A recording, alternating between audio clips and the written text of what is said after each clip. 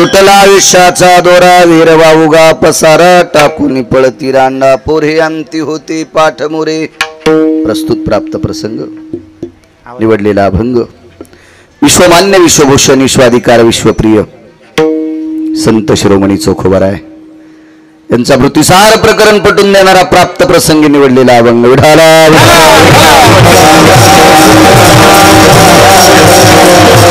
प्राप्त प्रसंगी निवडलेला अभंग माझ्या मंगळवेड्याच्या मालकांचा आहे.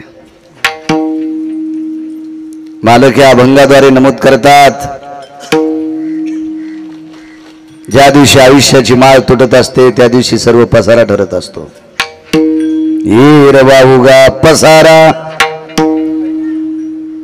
मानवी जीवनातील सत्सच विवेक बुद्धीने केलेली दोन कामं सोडून दिली तर बाकी सगळा पसारा ठरतो. कोणती दोन कामं? एक ब्रह्मांडाच्या मालकाचं निष्ठेने केलेलं भजन आणि जीवनात तुम्ही कोणावर केलेला परोपकार.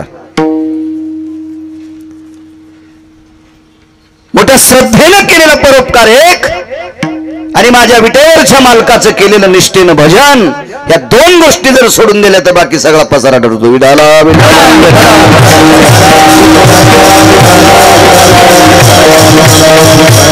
मारकील माणसं आहेत. महाराष्ट्रात फिरत असताना बऱ्यापैकी प्रकारची माणसं भेटतात. चिकित्सक म्हणे महाराज आमच्याकडे पैसे भरपूर आहेत.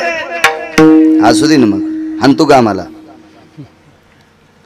नाही म्हणे एवढे पैसे आहेत आमच्याकडे, 2-3 हजार कोटीची प्रॉपर्टी आहे, त्याच्यातली 1000 कोटीची प्रॉपर्टी आम्हाला देऊ आणि ये मग आमची माळ तोडायची थांबेल.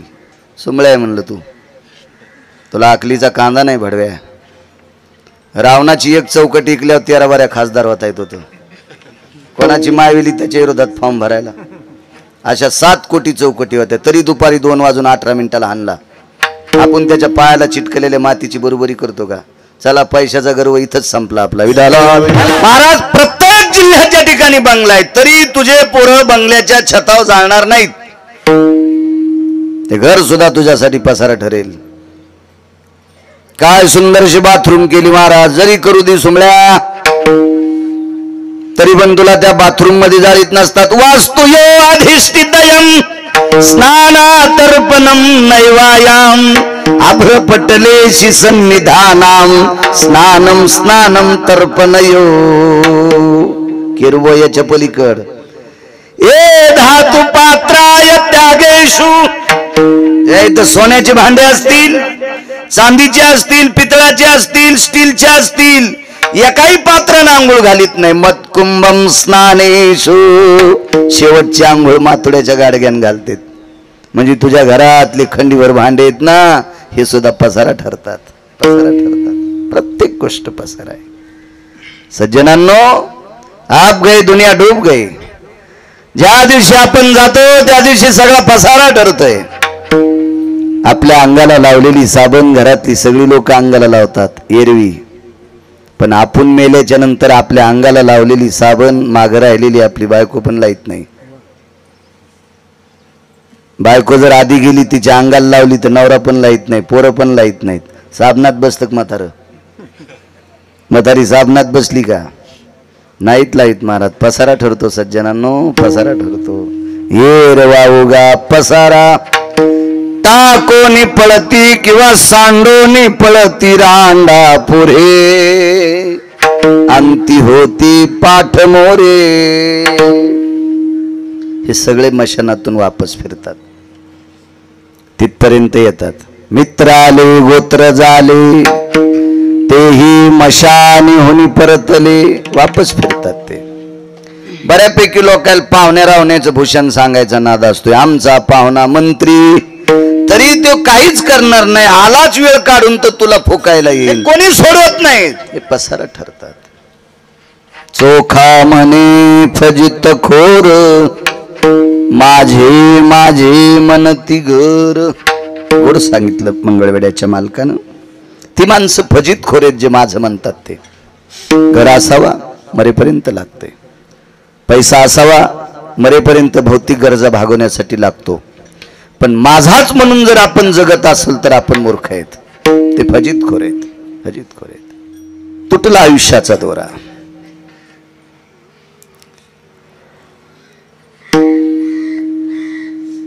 दोघ जणांनी आपल्या बाबांचं श्राद्ध करताय, एक जण आपल्या आईचं श्राद्ध करतोय.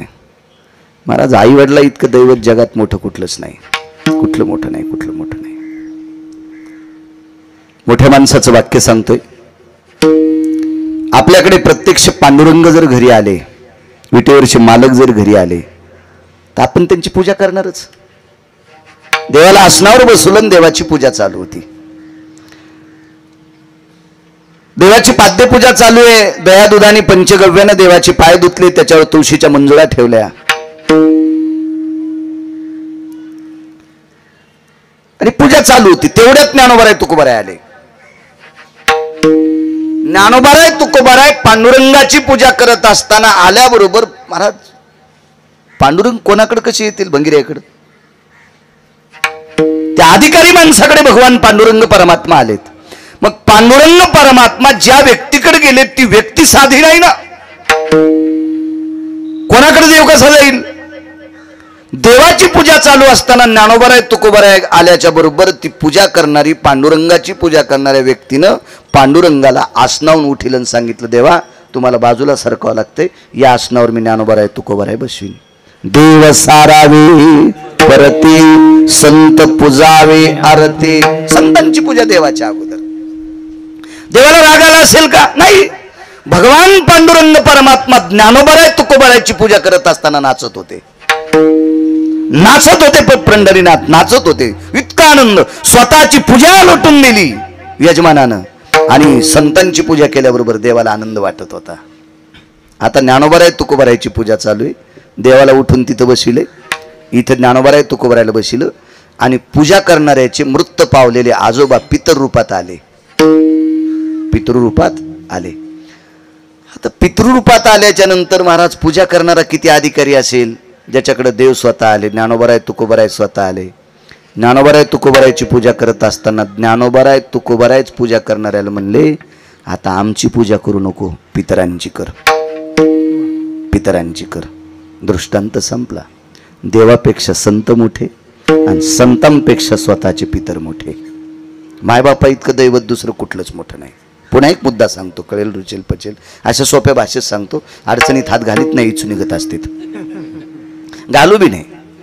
कळेल रुचेल अशा साध्या भाषेत बोललं पाहिजे. हे मायानं हमन ब्रह्मन, बोटात अंगठी आहे का अंगठीत बोट आहे, टोपीत डोकं आहे का डोकीत टोप आहे, हे कशाला हे आगावपणा?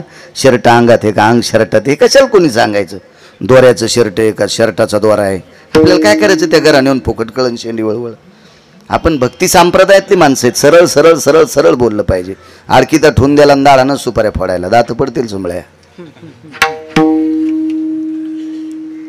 तीर्थ 360 सांगितले. बरं, 360 तीर्थ आपण पाहतो. 3437 उपनद्या आहेत भारत देशामध्ये. तसा मी 7वी पासच आहे. जास्त शिकलो तर अजून बी पुन्हा काही अभ्यास केला असता, पण आता कमी शिकलो, जाऊ दे, आता कसं शिकता येईल. 7वी पासच आहे.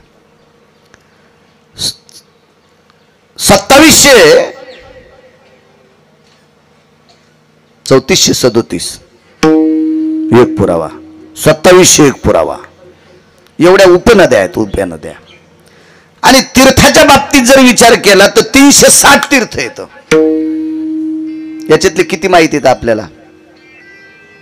ब्रह्मगिरीवरचं तीर्थ माहित असेल, कुशावर्ता त्र्यंबक राजाच्या सानिध्यातलं. खाली येणारी खाली गंगा नाशिकची ही माहित असेल. चंद्रभागा माहित असेल.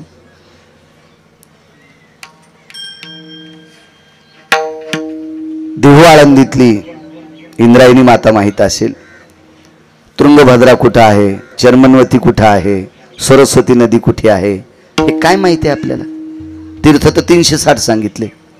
कुठं असेल चर्मनवती? ज्या चर्मनवती गंगेच्या तीरावर या भारतातल्या पवित्र देशामध्ये, या भारत देशामध्ये मानवी शिवाचं लग्न झालं. त्या शिवाचं नाव होतं राजा कर्ण. हे वंग देशात. याच देशाच्या लगत असणारा एक देश, त्या देशामध्ये 350 ते 360 तीर्थापैकी एक तीर्थ आहे. त्या तीर्थाचं नाव आहे गंडकी नावाचं तीर्थ. तिथले पंढरीतले मालक त्या तीर्थामध्ये पाषाण होऊन पडले. काय बघून पाहू शकतो आपण 360 तीर्थ कुठे एवढं आहे का आपल्याला बघायची हिंमत? बर ठीक आहे, आपण प्रयत्न जरी केला तरी पोहोचू शकतो का तिथपर्यंत? तर हे सर्व तीर्थ पंढरपूरला गेल्यावर प्राप्त होतात. पाहता देवळाची पाठ तीर्थे घडती 360. नुसती पांडुरंग परमात्म्याच्या मंदिराची पाठभीत पाहिली की 360 तीर्थ घडते. पण यासाठी सायास लागते. इथून पंढरपूरला तर जावं लागेल. पंढरपूरला गेल्यावर पहिला तिथं विधी आहे चंद्रभागेचं स्नान करावं लागेल. त्याच्यानंतरचा विधी आहे नगर प्रदक्षिणा करावं लागेल. आणि नंतरचा विधी आहे मंदिराच्या जवळ यायचं. मंदिरालाचा कळस पाहून प्रदक्षिणा केल्याच्या नंतर मग पाठभीत पाहिली की 360 तीर्थ. पण हे 360 तीर्थ कधी घडतात माहितीये का? त्याच्यासाठी वेळ काढून पंढरपूरला जावंच लागेल. वेळ काढून त्या चंद्रभागेमध्ये जे वातावरण आहे त्या वातावरणामध्ये चंद्रभागेचं स्नान करावं लागेल. पायात बूट चप्पल न घालता रामकृष्ण हरी म्हणत म्हणत खांद्यावर पताका घेऊन नगर प्रदक्षिणा करावं लागेल. मग मंदिराच्या जवळ आल्यावर पाठभीत पाहिल्यावर 360 तीर्थ घडतात. म्हणजे प्रयत्न करावा लागतील का नाही? 1 रुपयाचा प्रयत्न न करता 360 तीर्थ मिळतात. सकल तीर्थाची धुरी जी का जाण माता पितरे. आईचं वडिलाचं दर्शन घेतलं रे घेतलं की 360 तीर्थ त्यांच्या पायावर प्राप्त होतात. इतके मोठे आई वडील आहेत, इतके मोठे.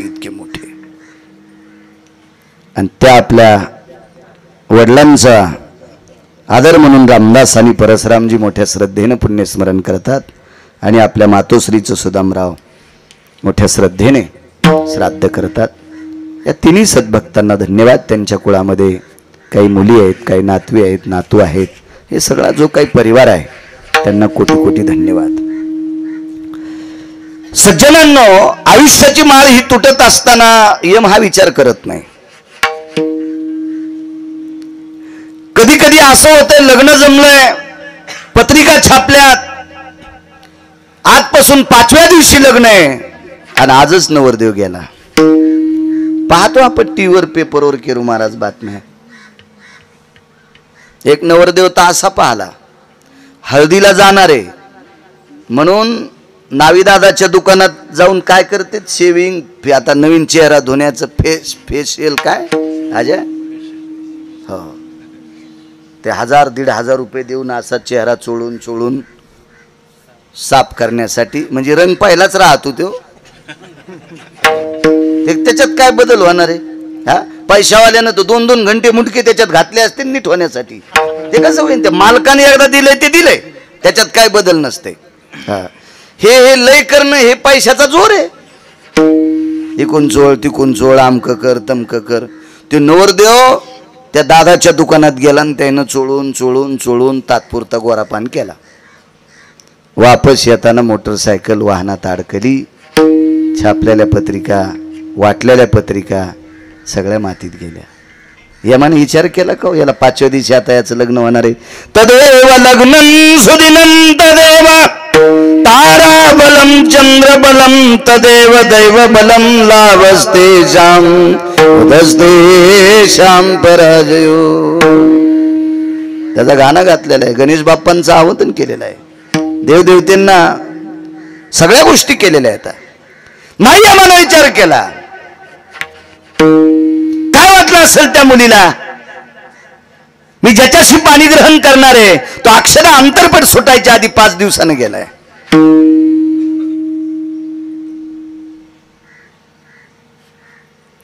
मागे भाऊबीजीच्या वेळेस एक वार्ता पाहिली. बहिणीच्या घरी वळण्यासाठी भाऊ चालला, उसाच्या ट्रॅक्टरमध्ये गुतला, जाग्यावर गेला. यामाने विचार नाही करायला पाहिजे? क्या बहिणीच्याकडे चाललाय? नाही महाराज, नाही त्या यमाशी करुणा. यमाला विचारलं का रे तुला दयामाया का नाही? ते म्हणला अरे मला ताण देऊ नका रे, मी पंढरीतल्या मालकाचा नोकर आहे, मालकानं सांगितलेलं करतोय, मी नोकर आहे दुसऱ्याचा, नोकर आहे. यमाला काही दयामाय नाही. जन्मलेल्या लेकरानं काय दोष केलाय? नेमकंच झालेलं बाळ त्याला कळतंय का वाडा माझा आहे? त्याला माय पण कळत नाही माझी म्हणून, त्याला पिता सुद्धा कळत नाही माझा आहे. माझी मावशी कोण, काका कोण, काकी कोण, हे कोण बाजूचे आहेत काही कळत नाही. अपपर भाव ज्याला कळत नाही, त्यानं जन्माला आल्यावर कोणाला शिवी दिली नाही, कोणाला वाईट बोललं नाही, कोणाची वस्तू घेतली नाही, तरी पण त्याला सुद्धा देव यम घेऊन जातो. जन्मले ते बाळ नाही विचार करत तो यम. कधी कधी जन्माला आलेलं बाळ जाते, आई वाचते. सज्जनांनो, कधी कधी इतकं पाहायला भेटता माणूस बाळाला जन्म दिल्याबरोबर आई मरते, कोणाला प्यायचं त्यानं, असं कितीतरी पाहतो आपण.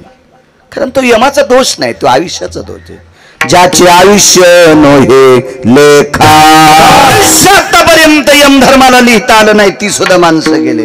बाग आता लक्षात येईल काही काही लोकांना किती आयुष्य होतं, नाही थांबले ती सुद्धा. का थांबता येत नाही? हे उष्ण आणले.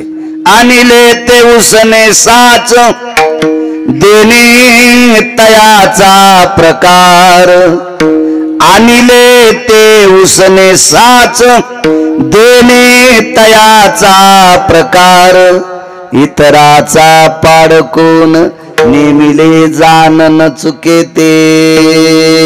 पैठणचे मालक सांगतात उष्णांना हे द्यावं लागतंय, मोठमोठ्यांना द्यावं लागले. इतराचा पाडकोन नेमिले जाण न चुके ते. मोठमोठ्यांना जावं लागते. तुमची आमची काय कथा आहे? आयुष्याची माळ तुटत असते.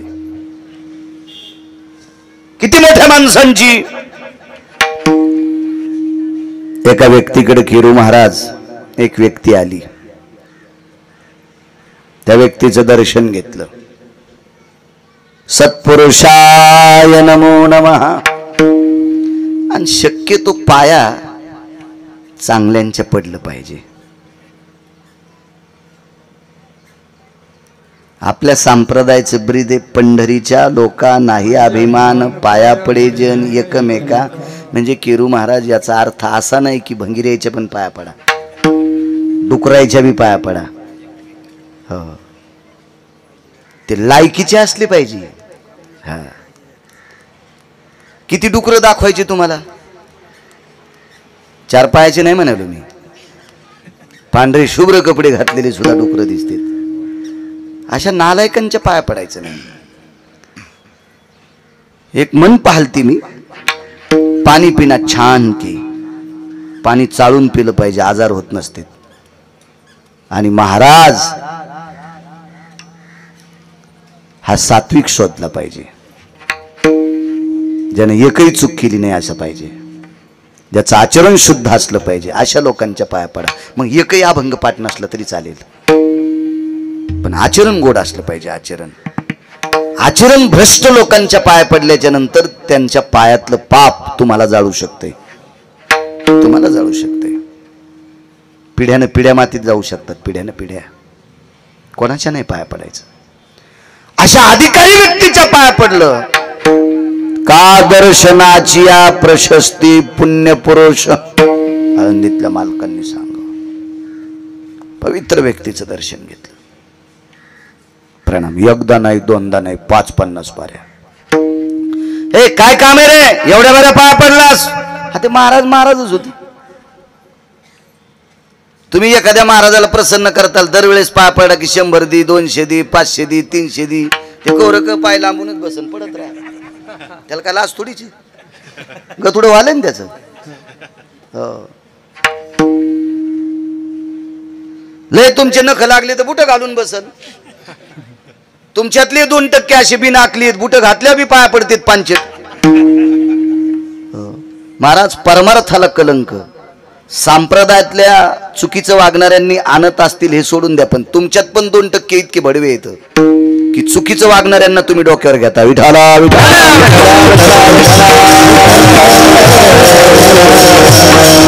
म्हणून या पापाचे वाटेकरी तुम्ही पण आहात. दोघाशी पतन सारिखेची तुम्ही पण आहात.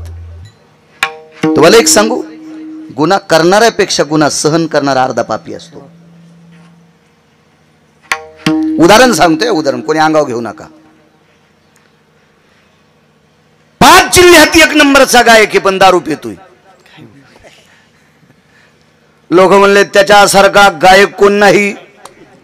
आपला सप्ताह त्याच्याशिवाय रंगतच नाही. तो सप्ताह झालाच नाही. सप्त्या तेव्हा आणल्याच्या नंतर सप्ताह कसा होईल? तू या संप्रदायात नाटक नाही चालत. येथे नाही खोटा चालत परिहार. इथे आगाऊपणा चालणार नाही. कारण इथल्या या संप्रदायाचा जो बॉस आहे का, मालक आहे का, जो धनी आहे का, तो फार डोळस आहे. डोळस म्हणण्यापेक्षा तुम्ही कुठेही करा, तो त्या जाग्यावर उभाचे. विठ्ठल जळी स्थळी रीता ठाव नाही उरला, आज म्या दृष्टीने पाहिला. जळी स्थळी काष्टी पाशानी सर्वत्र व्यापलाय. आणि इतकं व्यापूनही त्यानं प्रत्येकाच्या सोबत दोन माणसं ठेवले. चित्रायत गुप्तेषु गुप्तेषु भय चित्रानाम लिखितम स पापायाम वर्णी पुण्यायम कालास्ततेवच नैवम गिरगावकर लिखितम नैवम गांजा कसम लिखितम. हे नालायकांनी लिहिले का? सोबत ठेवलेत त्यांनी माणसं. म्हणून या संप्रदायात कसुराही चूक चालत नाही. चांगल्याचं दर्शन घेत जा.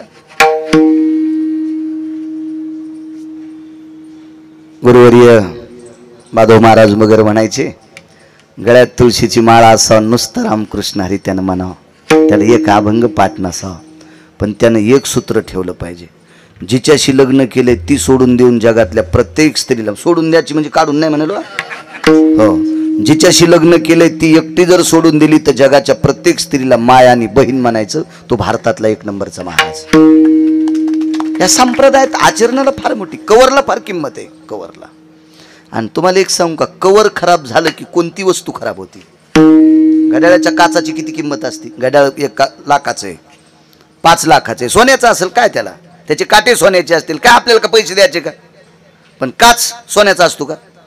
आणि ते काच फुटल्या, मधात पाणी गेल्यावर चुना ठेवायच्या कामीच. आता मी सांगू नये चुन्याच्या बाबतीत, पण त्या घड्याळामध्ये चुना तरी ठेवता येईल का की? कवर खराब झालं की त्याला शील म्हणतात, त्याला कवर म्हणतात. आणि कवर खराब झालं की मोठीनं मोठी वस्तू खराब होत असते. त्याच्यामुळे या संप्रदायातलं कवर शील आहे, चारित्र्य, पावित्र्य, लीनताय, नम्रता आहे. हे अत्यंत गोंडसपणानं सांभाळलं पाहिजे. अशा पवित्र व्यक्तीचं दर्शन घेतलं का रे? अरे ते महाराजच होते ते. कारण ते पालापाचोळ्याच्या नादी लागले नाही ना. पालापाचोळा कळाला ना, याच्यावर आरूढ होते ते महाराज. हे काय रे, इतक्या वेळा दर्शन घेतलंय, काय काम आहे? गुरुदेव मला स्वर्ग पाहिजे. स्वर्ग मागतो कुठला? तुला स्वर्ग भेटत असतो का? भाषाच महाराज 5 रागीट लोकांपैकी एक. पुराणाच्या भाषेमध्ये त्यांना शीघ्रकोपी म्हणतात. शीघ्रकोपी, त्याच्या 5 लोकांपैकी एक शीघ्रकोपी. अधिकारी लोक होते महाराज, यांना देव भेट होता. देव चळ कापायचा पंढरपुरातला मालक. इतका अधिकार होता या लोकांचा, एवढा अधिकार होता. कारण वागतच तसे होते ना. का देव भेट होता? हा, देवालाच मोठेपणी याच्यामुळे भेटले. कुळीची हे कुळदेवी केली ठावी संतानी, आमुची या भावे तुझ देवपण हे का विसरून राहिलासी. या लोकांमुळे देवाला देवपण, याच्याकरता देव चळचळ कापायचा महाराज. बरं जाऊ दे त्यांचं. गिरगावचा बाळू 3 जिल्हे वलांडून जर इथं जेवायला येत असेल तर कृपा कोणाची? ज्ञानोबा आहे तुकोबरायचीच नाही. ज्ञानोबा आहे तुकोबराय सोडून द्यायला याला कांदे काढायला तरी बलिंग का कोणी? कांद्याचं टोपलं उचलीताना घाम सुटून चौकून कशाला बलिते लोक तुला बाळ्या? मग ज्ञानोबा आहे तुकोबरायमुळे आपल्याला किंमत आहे. देवाला असेल नवल नाही, आपल्यालाही 2 टायमाच्या भाकरी त्याच्यामुळेच भेटतात. कोण विचारतो? एखाद्या गावात कीर्तनकार गेला, मृदंगाचार्य गेले, भजनी गेले. खरं तर आपल्याकडे भजने म्हणण्याची पद्धत आहे. आता नवीन पद्धत आली, गुणीजन. भजना गेला, पकोल्या गेला, महाराज गेला. जाती विचारली माझी तुम्ही? 2दा आलो तुमच्या गावात, नाही विचारली. पकोद्याची विचारते कोणी? भजनेंची विचारते कोणी? नाही. एकच जात विचारतात, फक्त गळ्यात तुळशीची माळ आहे. कारण वारकरी संप्रदायात कोण्या जातीला चोंबाळलं नाही. हो का उत्तम चांडाळ त्याचे पायी माझे कपाळ, पंढरीचे वारकरी त्यांचे पाय माझे श्री. या संप्रदायात जातील किंमत नाही. या संप्रदायात चांगलं वागण्याला किंमत आहे. विठाला विठाला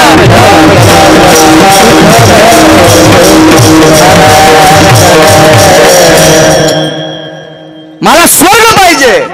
तुटला आयुष्याचा दोरा सांगतोय. चलो बाहेर म्हणे, काल परवा आला म्हणे स्वर्ग पाहिजे. महाराज ते इतकं आग्रही होतं, एवढं हट्टी होतं, म्हणण्यापेक्षा इतकं प्रयत्नवादी होतं. त्यानं 6 महिने दर्शन घेतलं. 6 महिने. महाराज साधूचं मन पाकळणार का नाही? आणि साधूचं अंतकरणी लोण्यासारखं असते.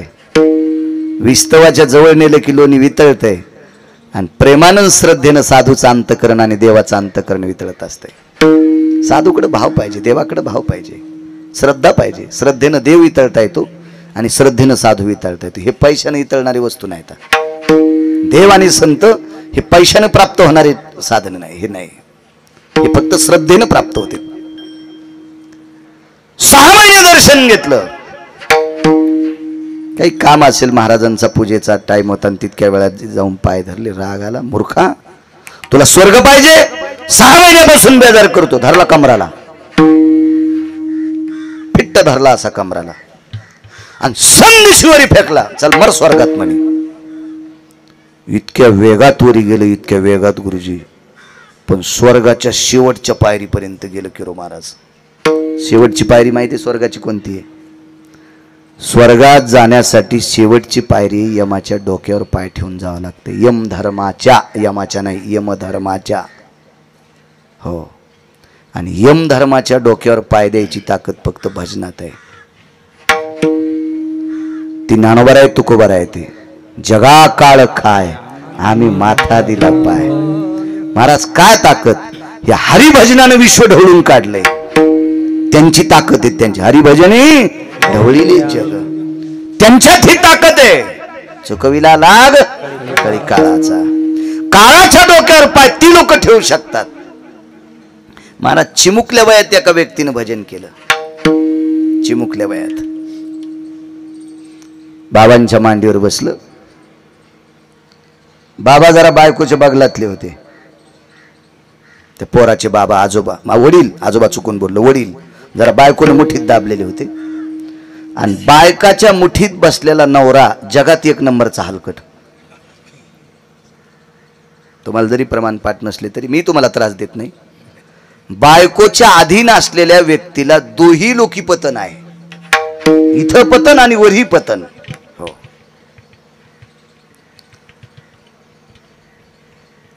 आणि त्या पोराचे वडील बायकोच्या अधीन होते म्हणून नारद भेटायला जात नव्हते. नारदाला पत्र आलतं. हे मला असं मधातली मधात सांगायचं नाद आहे.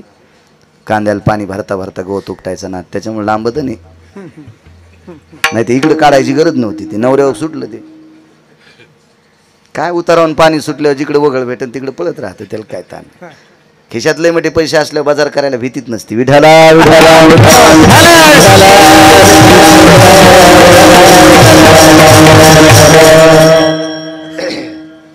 महाराज आमच्याकडे 5च्या वेळेचे पत्र फेकून दिले. शेवटी पत्र लिहिता लिहिता डोळ्यातलं पाणी पडलं आणि ते अक्षर मोडत होती. ते मोडक्या अक्षराचं पत्र आलं. नारदाच्या लक्षात आलं आता सीमा झाली, आपल्याला जावं लागते. देवर्षी नारद म्हणजे भजनातलं 2 नंबरचं व्यक्तिमत्व. भजनातलं 1 नंबरचं व्यक्तिमत्व भगवान शिवशंकर. भजनातलं 2 नंबरचं व्यक्तिमत्व नारद. भजनातलं 3 नंबरचं व्यक्तिमत्व तुंबर. हे भजनातली मुख्य लोक आहेत. पण 1 नंबरचे भगवान शिवशंकर. भजनी परंपरा तिथून आली. वारकरी संप्रदायाची स्थापना शंकरांनी केली. एका जनार्दनी वैष्णव शिरोमणी महादेव. आणि ते देवर्षी नारद त्या मुलाच्या वडिलाकडे गेले. त्या मुलाचं नाव आहे ध्रुव आणि बाबांचं नाव आहे उत्तानपाद. बायकोच्या अधीन असलेला व्यक्ती. लोटांगण घातलं. देवर्षी आमच्याकडे येण्यासाठी इतका विलंब लावला. देवर्षी नारद सांगतात, राजन, बाहिलेच्या अधीन असणाऱ्या माणसाकडे साधूने मनाने जाणे किंवा आमंत्रित केल्यावर जाणे साधूच्या तपाचा क्षय होत असतो.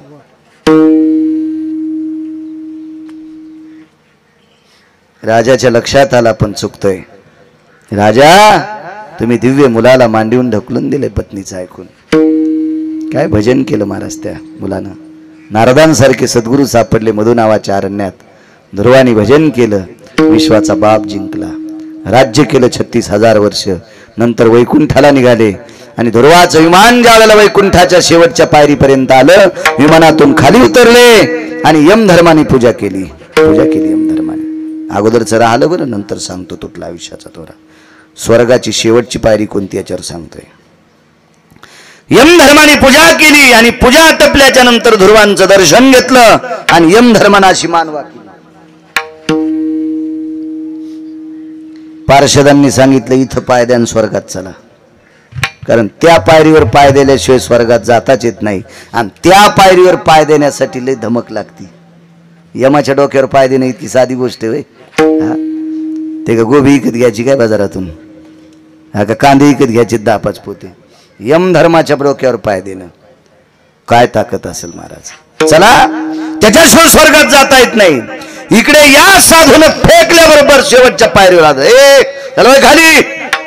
त्यानं सांगितलं महाराजांना कोणी पाठवू दे, तुझी लायकी नाही स्वर्गात येण्याची.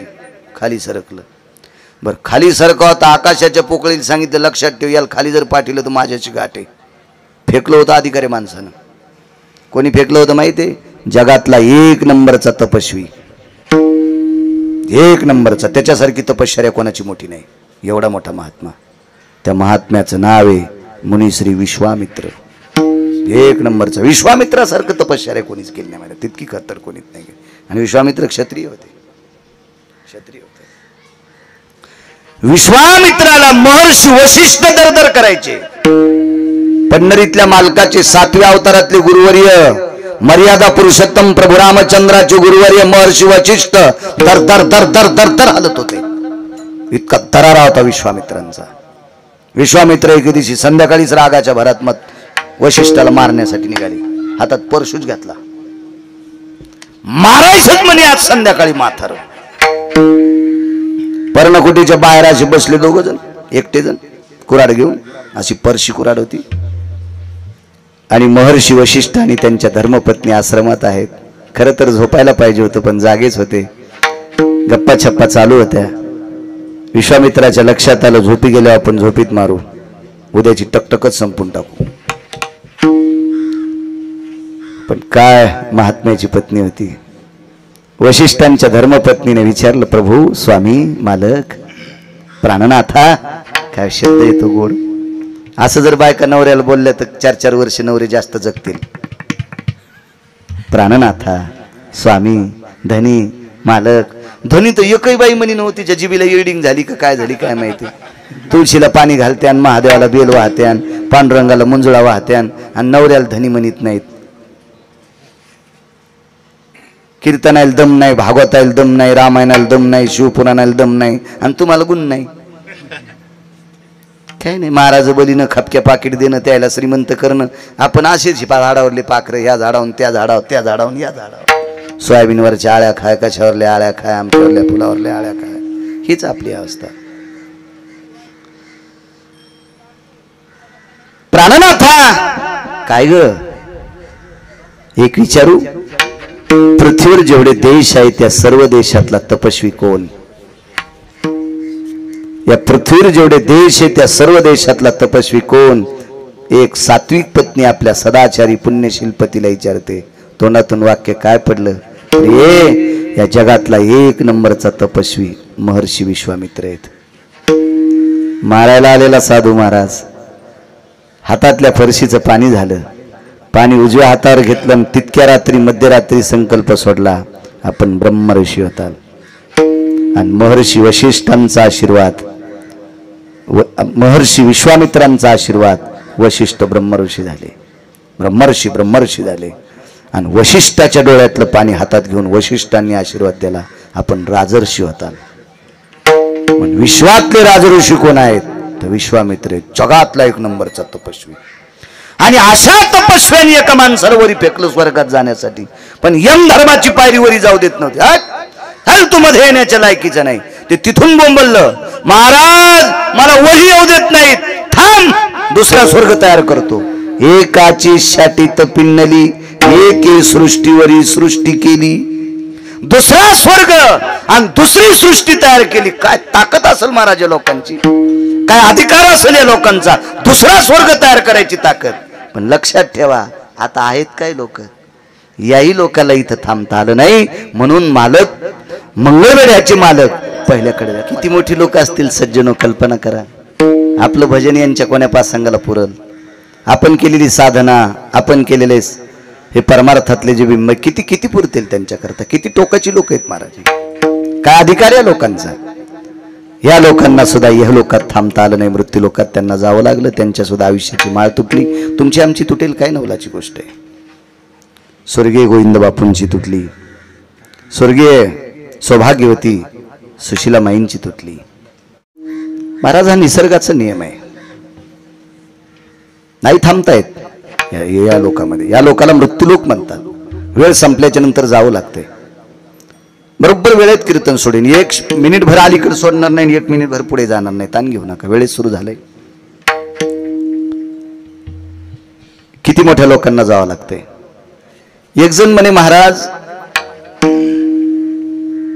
माझ्या 22 वर्षापासून आतापर्यंत मी 100 पोते साखर गाळली, म्हणजे 100 पोते साखरेची नुकती केली. साखर जर 100 पोते असेल तर हरभऱ्याची डाळ 50 पोते, दुप्पट लागतील साखर. मग त्याच्यासाठी गहू किती असतील, भाज्या किती असतील, तेल किती असेल, तूप किती असेल, किती खर्च केला त्यानं. एवढं मोठं अन्नदान केलं मी, तरी माझे वडील गेले. म्हणलं जाणारच आहे, त्याबद्दल काही विषय नाही, जावं लागेल तुला, तुझ्या बाबाला जावं लागेल, तुला पण जावं लागेल. नाही थांबतायत. एक पुरावा आहे का, काल परवा एका महान संतांची पुण्यतिथी झाली, ज्यांचा अभंग घेतलाय त्यांचीच पुण्यतिथी. मंगळवेढ्याचे मालक. काल त्यांच्या दरबारातच रात्रीचं कीर्तन होतं. मेहुणा राजाला, ज्याला पुराणातलं नाव आहे मेहुणपूर, या मेहुणा राजाला चोखोबाराय 6 वेळेस गेलते. बुलढाणा जिल्ह्यात सोलापूरहून मंगळवेढ्याहून 6 वेळेस. मेहुणपूर नाव आहे त्या ठिकाणाचं, जुनं नाव. तिथे चोखोबारायच्या बहीण देल त्या निर्मळा नावाच्या. हो, ते कीर्तन करून घरी गेलो. मग ह्या आता नवीन झालेल्या चांगल्या रोडून येता आलं लवकर पहाटे. त्या महात्म्याची पुण्यतिथी काल परवा झाली. 100 पोत्यावाल्यांनी काय डोकं लावायचं एक पुराण सांगतो तुम्हाला, ऐका. आपण फार काही जीव घातलं तर मरक्या लोकांना जीव घालू. आमर लोकांना जीव घालायची आपल्यात ताकद आहे का? ते आपलं खातेत का? आमर कशाला बसन आपल्या चपात्या खाला आणि भाकरी खाला? कशाला आपला भात आणि वरण खायला आमर? पण आमर लोकाला जीव घालायचं काम एका व्यक्तीने केलं. त्या व्यक्तीचं नाव श्रीमंत श्री चोखोबाराय. अधिकार किती मोठा असेल महाराज. आमर लोकांचं खाद्य बाजरीच्या भाकरी, ज्वारीच्या भाकरी, तांदळाच्या भाकरी, गव्हाच्या भाकरी ह्या नाही. आमर लोकांचं खाद्य अमृत. अमृत आहे. किरोबा महाराज अमृत खराब झालं. हे अमृत खराब झाल्याच्या नंतर याला शुद्ध करण्यासाठी 124 यज्ञ केले. 124, 123 कोणालाही करता येते. 24वा करण्यासाठी मुलगी लागती. तो यज्ञ मुलीच्या लग्नात होत असतो. काळजी करू नका, जरी मुलगी नसेल तर भाचीचं लग्न करायचं. पर्याय आहेत ना, आहेत त्याच्यासाठी पर्याय आहेत. आपल्या संप्रदायात रस्ते भरपूर आहेत चांगल्या मार्गाने जाण्यासाठी. 124 इंद्राला जयंतीचं लग्न करावं लागलं, तरी पण अमृत शुद्ध झालं नाही. शेवटी इंद्राला 2 लोकांकडनं सहाय्य मिळालं. त्याच्यापैकी एक भजने होते, नारद होते आणि अजून एक साधू होते. त्या साधूचं नाव घरी गेल्यावर सगळ्या गोळ्या एकट्या घेतल्यावर रिॲक्शन येत असते. एकट्या घेतल्या नाही पाहिजे, घाम येत असतो. त्याच्यामुळे ही गोळी नंतर पहा.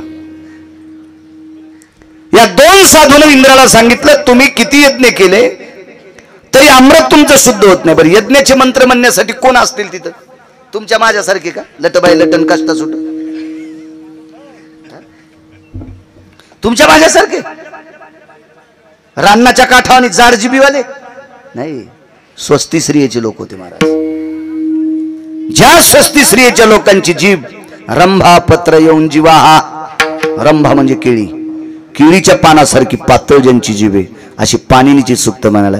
सदे सदा जजयो निर्जल जज्ञिरे सर्वव्यमिद्यो कृतंजना भयर व्याप्ती सर्वा मुष्टी सर्वत्योजये तंदुलाभय स्थितार जवायो जवाग्रो तिळाग्रो यत अक्षत सर्वस्थितायाम रक्तचंदनो सर्वास्थितो गंगोदक भवाः ये त्वारजितो धवला सर्वा निर्भोजायं तुलसी मंजिरिया यत् सर्वास्थितो रक्तपुष्पांबव स्थितो पिंडाभजायो यच्चंदने सर्वस्थितो स्नानतर्पहोइता दर्भासने भयस्थिता यत् पुण्यकालाय या दहाव्याच्या दिवशी मंत्र म्हणत असते ते दहाव्याला वर्ष श्राद्धाला पुण्यतिथीला असे मंत्र म्हणत असते मी आता म्हणत नाही 27 वर्षापूर्वी डाटा झालतं मेमरी कार्डात हे डिलीट होत नाही ना मोबाईल चांगला आहे ना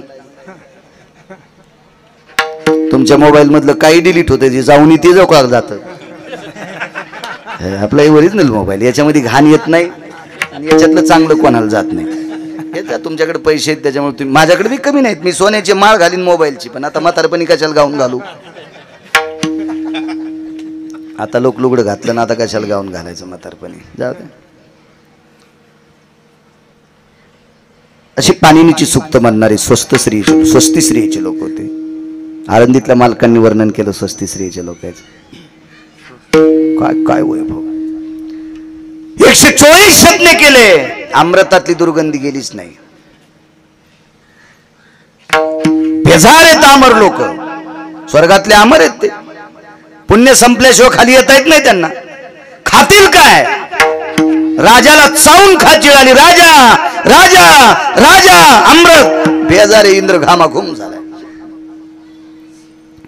एका व्यक्तीने सांगितलं इंद्रा अमृत शुद्ध करण्याची ताकद एका व्यक्तीकडे ती व्यक्ती मृत्यूलोकात आहे मृत्यूलोकामध्ये जंबूदीप नावाचं एक दीप आहे त्या दीपामध्ये पंढरपूर नावाचं गाव आहे पंढरपूर गावाच्या बाजूला मंगळवेढा नावाचं गाव आहे चंद्रभागेच्या तीरावर आणि या मंगळवेढ्यामध्ये संत चोखोबा नावाचे संत राहतात ज्यांचं मन चोख आहे ज्यांचं अंतकरण चोखड आहे ज्यांची वृत्ती चोखडी आहे ज्यांचं जीवन चोखड आहे ज्यांच्या चोखोबाचं दर्शन घेतल्याशिवाय पंढरपुरातल्या मालकाचं दर्शन पावत नाही अशा चोख संतांकडे तुम्ही जा आणि तुमचं अमृत शुद्ध होईल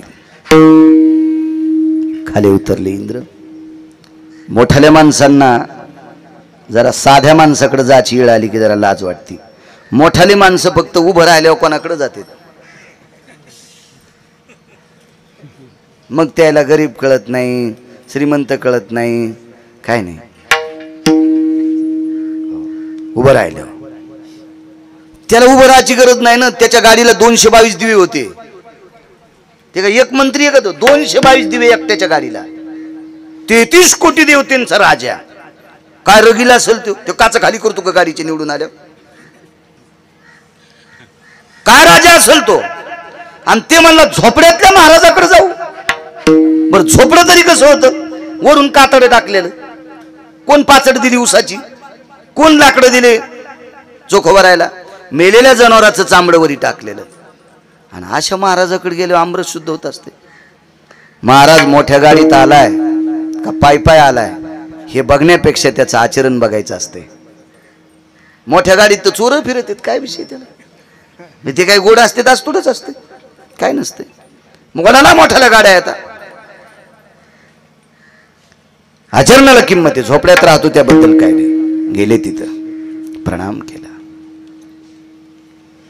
नाही प्रणाम मी सांगतोय लिंबाच्या झाडावर बसला अमृत शुद्ध झालं निघून गेला महाराज तुम्ही आम्ही पंक्ती करून मरक्या लोकांना जीव घालू इथपर्यंत ठीक आहे आज पंगत असेल कार्यक्रम झाल्यावर लोक जेवतील महाराज पण प्रसाद सुद्धा हो आता एकादशी असल्यामुळे आमचं अगोदरच बोलणं झालं महाराज एकादशीचं श्राद्ध आहे आणि फराळाचं करावं लागेल आता तेही वारकरी आहेत त्यांना काय सांगायची गरज आहे ते म्हणले काय हरकत नाही तशी व्यवस्था करू आम्ही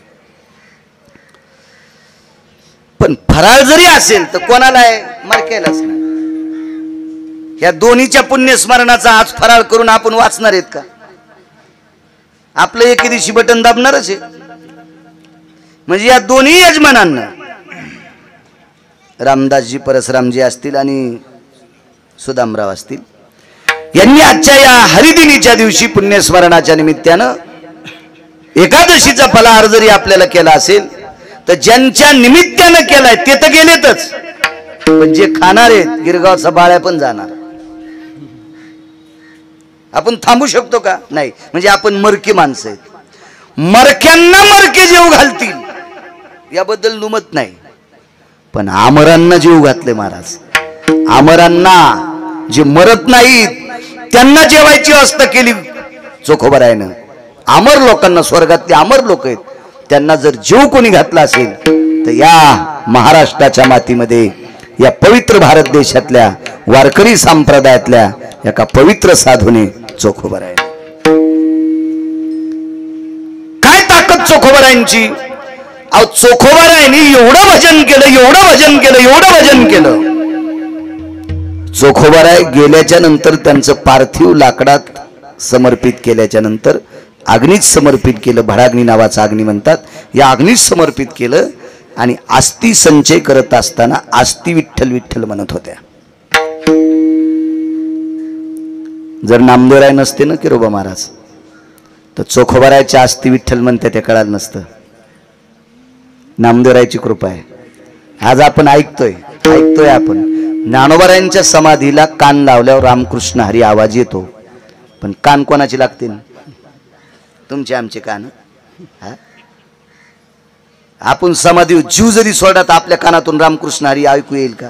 कारण आपल्या कानात काय काय गरज आहे हे यमाला पण माहित नाही. हो, मोबाईल मधलं काय काय ऐकले आपण, यम सुद्धा असं हाय हाय करीत असेल, यमाला सुद्धा कळणार नाही काय गर्दा भरलाय आपल्या कानात. आणि इतकं गढूळ ज्या कानात भरले त्याला समाधीतून आवाज येत असतो का महाराज? त्याच्यासाठी हैबत बाबा व्हावं लागेल, हैबत बाबा व्हावं लागेल, त्यावेळेला त्या समाधीतून आवाज येईल. चोखोबारायचं ज्या वेळेला अंत्यविधी झाला 450 बिस्तरी एका रांगेनं फुकून देल. ते इतक्या लोकांतल्या अस्थी चोखोबारायच्यात निवडून आणल्या. विटेवरच्या मालकाने विचारलं, नामा अस्थी? हो म्हणले. नामदेवे अस्थी आणल्या पारखोनी, घेत चक्र पाणी पितांबरे. पारखून आणल्या म्हणजे ओळखून आणल्या. ओळखून आणल्या म्हणजे चोखोबारायच्या आहेत ह्यात निश्चित करून आणल्या. कशा आणल्या? ते विठ्ठल विठ्ठल म्हणत होत्या महाराज. ते कान नामदेवरायचे होते. नामदेवरायलाच कळत होतं ह्या असती विठ्ठल म्हणतात. बाकी तुमच्या माझ्यासारख्या भंगिऱ्यानं कानाला लावल्या असती कशा? कारण ती चोखोबारायचं शरीर आहे. कोणाच्या कानात कसं विठ्ठल म्हणीन? नालायकांच्या. नामदेवराय महाराज गेल्याच्या नंतर असती विठ्ठल म्हणतात. काय ताकद महाराज. झालेला मुलगा किती अधिकारी. झाल्या झाल्या विठ्ठल म्हणत होता. झाल्या झाल्या विठ्ठल म्हणत होता. उपजताची कर्म मेळा आणि वाचे विठ्ठल सावळा. झाल्या झाल्या विठ्ठल विठ्ठल म्हणायचं. म्हणतात का आपण झाल्या झाल्या तर वळडतच आलो बोंबलत बाहेर. आरडत वळडत आलो. आपण बोंबलत आलो तर झाल्यावर घरचे हसू लागले. झाला मुलगा, झाला मुलगा, झाला मुलगा, झाला मुलगा, झाली मुलगी, झाली मुलगी, घरचे हसू लागले आणि आपण तर बोंबलतच आलो. झाल्या झाल्या विठ्ठल. काय मुलगा असेल, काय पत्नी असेल चोखोबारायची, काय पत्नी असेल. महाराज ज्या बाईच्या साड्या धुण्यासाठी 27 दिवस पंढरपुरातला मालक बाई होती. 15 लाख रुपये दिले तरी तुमच्या तालुक्यातला महिनाभर कोणी लुगडे नेसणार नाही. कसा नेसल? नाही नेसणार, नाही नेसणार. पण जगाचा पाप 27 दिवस लुगडे नेसला. ती बाई किती अधिकारी असेल. बाईचा सासरा किती अधिकारी असेल माहिती आहे. एक जण मंदिरात गेलं देवीच्या पाया पडायला. देवीच्या पुजाऱ्यानं त्याला पेढा दिला. तो माणूस इतका खुश झाला, मला देवीच्या पायावरचा पेढा भेटला, मला देवीच्या पायावरला पेढा भेटला, देवीच्या पायावरला पेढा भेटला. खुश झाला. आम्ही एका मंदिरात गेलो किरोबा महाराज. त्या मंदिरात गेल्याबरोबर अशा पेट्या ठेवलेल्या होत्या. मला माहित होतं पेटीत टाकल्यावर आपल्याला कोण नाही विचारित. मी देवापुढच्या ताटात 500ची नोट टाकली. मला 5-6 पेढे आले. आमच्या सोबतचा म्हणला मी 1100 टाकली पण मला कोण नाही दिले. म्हणलं तो पेटीत टाकलेस ना रे, तुला कसे भेटते? त्या ताटात टाकायला पाहिजे मग भेटत असतील पेढे. बुवा इतके पेढे.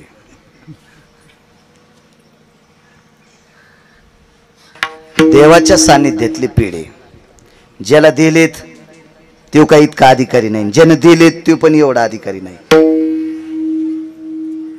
आपण इतका आनंद वाटतो, आपल्याला इतका आनंद वाटतो. एकदा मी पंढरीला गेलो, एकदा गेलो म्हणजे दरवर्षी वारीला जातोच, पायी पायी. असाही महिन्याच्या वारीला जातोच.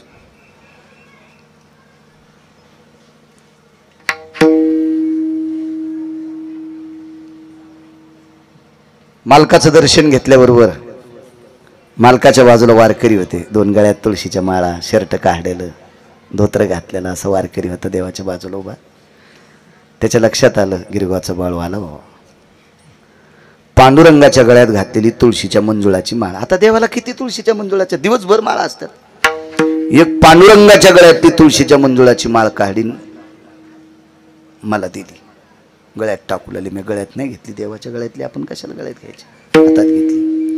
महाराज ती माळ तशीच पिशवीत टाकून घरी नेली. घरामध्ये सावलीमध्ये दोर बांधला आणि त्याच्यावरती माळ सुकवली. आणि पुढची एकादशी येईपर्यंत, दशमीपर्यंत त्या माळीतल्या सर्व मंजुळा खाऊन टाकल्या, एकही नाही वाया जाऊ दिली. आवड कशाची माहिती आहे? देवातल्या गळ्याचा मंजुळाचा हार आहे. तो किती पवित्र हार असेल. त्या सगळ्या मंजुळा वाळून, त्याचा कुस्करून, त्याच्या काड्या गिड्या, त्या मंजुळा, त्याचा पाला सगळं खाऊन टाकला. इतकंच भेटल ना आपल्याला, पुन्हा काय भेटल? तितकं जरी भेटलं तरी आपण नशिबवान. पण या बाईचा सासरा किती नशिबवान होता सांगू तुम्हाला. असेच आंब्याचे दिवस होते आणि एक सकाळी सकाळी देवाला आंब्याचा नैवेद्य ठेवला. धुवून धावून पुजाऱ्यानं देवाच्या पुढे पाच्चाऱ्या एका पडवीमध्ये आंबे ठेवले प्रसादाला.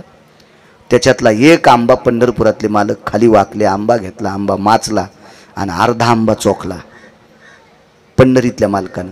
आणि चोखलेला आंबा तसाच पितांबराच्या घोळात ठेवला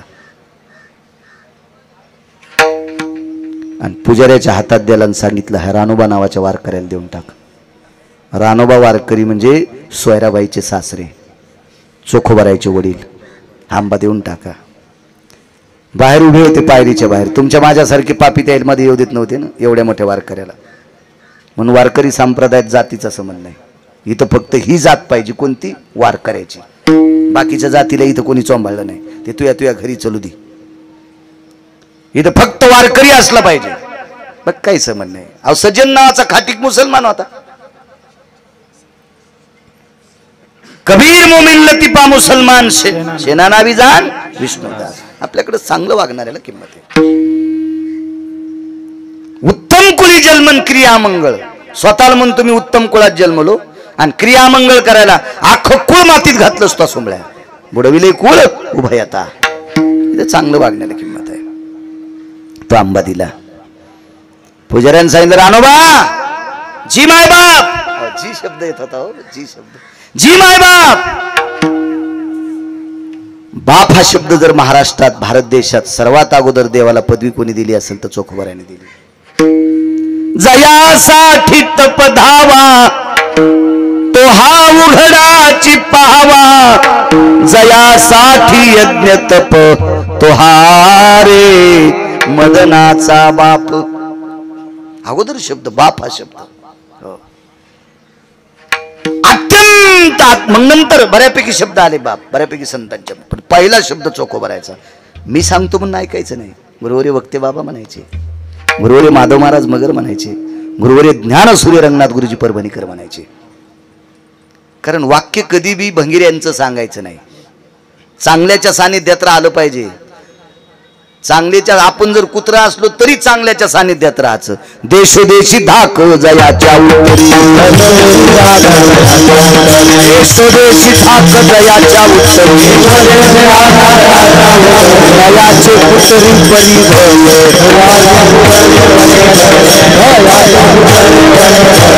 देशोदेशी धाक जयाच्या उत्तरे, तयाचे कुतरी परी भले. महाराज ज्याचा धाक आहे, वजन आहे, दरदर आहे, त्याचं कुत्र झालेलं परवडते. निच्याच्या घरी वाच, निच्याचे चाकर चुकलिया खाती मार, चुकलिया खाती मार, ते गा निच्याचे चाकर. हलकटाच्या सानिध्यात गेल्यावर खपके खावा लागते. चांगल्याच्या सानिध्यात जावा. महाराज